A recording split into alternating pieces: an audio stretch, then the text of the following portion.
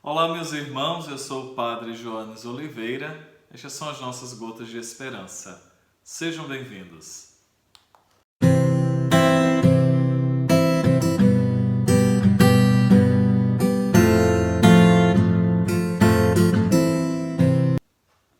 Vinde, Espírito Santo, enchei os corações dos vossos fiéis e acendei neles o fogo do vosso amor. Enviai, Senhor, o vosso Espírito e tudo será criado e renovareis a face da terra. Oremos.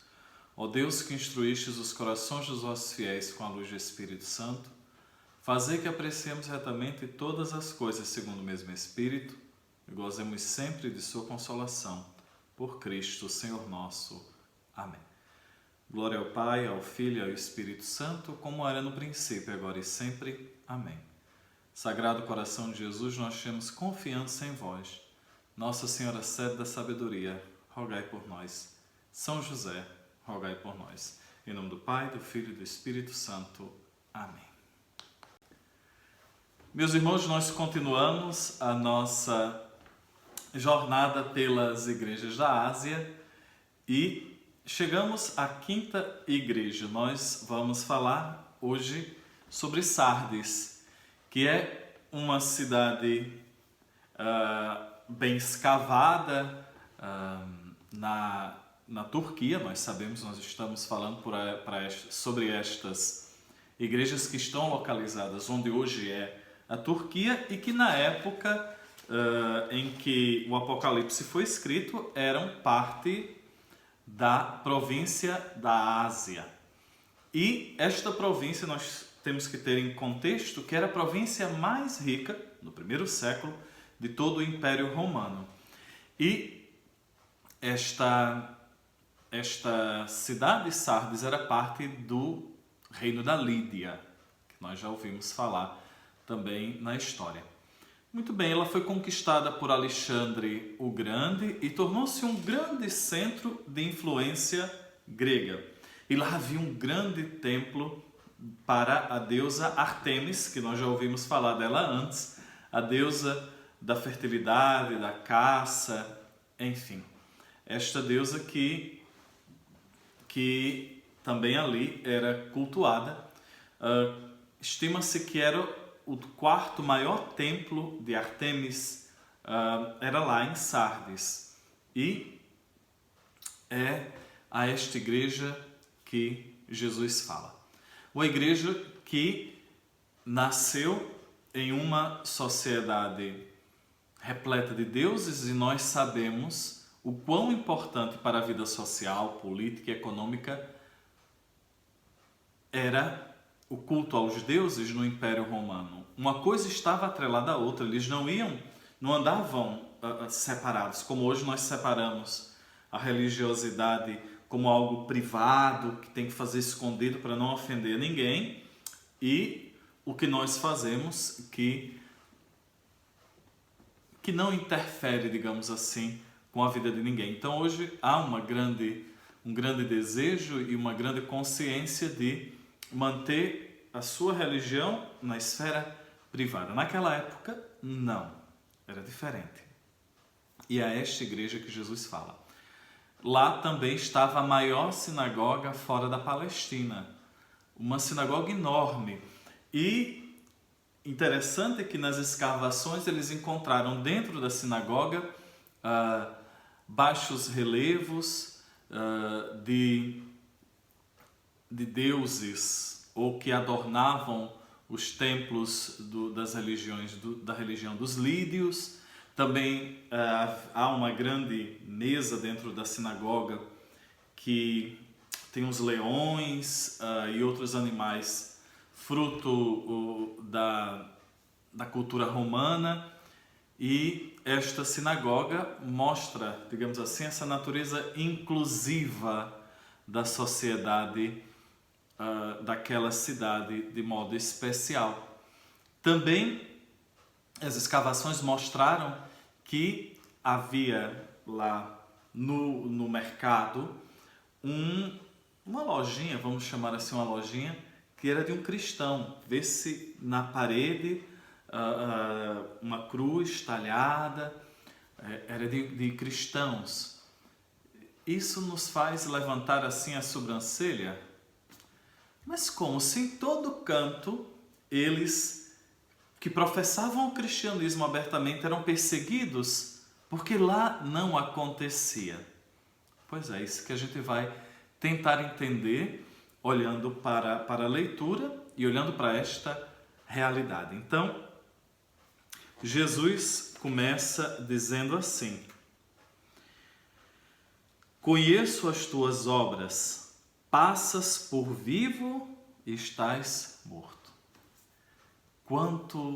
Quantas vezes nós tentamos enganar o outro e enganar a nós mesmos, mas nós sabemos que a Deus ninguém engana. E muitas vezes a nossa vida, vamos dizer, espiritual, parece muito bonita no exterior, mas interiormente não existe, está morta. Muitas vezes o nosso cristianismo é de mera aparência, não é de essência.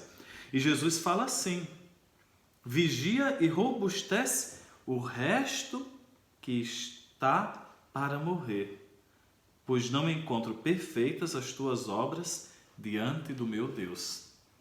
Isso nos leva a perguntar, será que, tendo em vista a natureza inclusiva, em que todo mundo tem que se dar bem aqui, será que esta igreja não se corrompeu e, para dar-se bem com todo mundo, esqueceu daquela afirmação de nosso Senhor Jesus Cristo? Eu sou o caminho, a verdade e a vida. Ninguém vai ao Pai senão por mim. Muitas vezes, e nós vimos nas outras igrejas, para querer dar-se bem, a verdade é escondida, a verdade é suavizada, as exigências que Jesus faz no segmento que tornam o cristianismo espinhoso para muita gente, é limado por alguns e para que fique tudo redondinho. Jesus fala duramente àquela igreja: recorda-te do que recebeste e ouviste, observa-o e arrepende-te. Mais uma vez, arrependimento. Voltar àquilo que nós aprendemos dele. Voltar à nossa essência de cristianismo, aquilo que a igreja nos ensina. Esta fidelidade a Jesus que se apresenta como único caminho. Não existe outro caminho senão este. E Jesus continua: se não vigiardes, virei como um ladrão, sem que saibas a que horas chegarei. Isso para Sardes era algo que eles sabiam o que era, porque perto de Sardes há um monte, e neste monte o rei, um dos reis deles, o rei Creso, que era riquíssimo, construiu uma fortaleza e lá levou toda a sua riqueza. E quando vieram os inimigos, cercaram a cidade e foram ficar à volta daquela fortaleza. E observando, viram que um dos soldados olhava para baixo e o seu capacete caiu. Este soldado desapareceu, depois viram uma portinha escondida abrir, o soldado pegou seu capacete, pôs de volta na cabeça, fechou a porta escondida e voltou lá para o seu lugar. Por ali, eles invadiram. Também aconteceu uma segunda vez do mesmo jeito.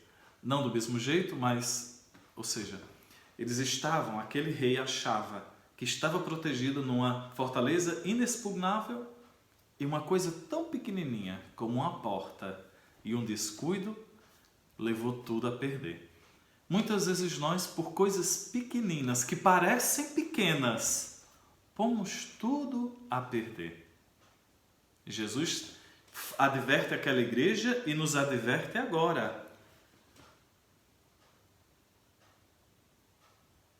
Recorda-te do que recebeste e ouviste.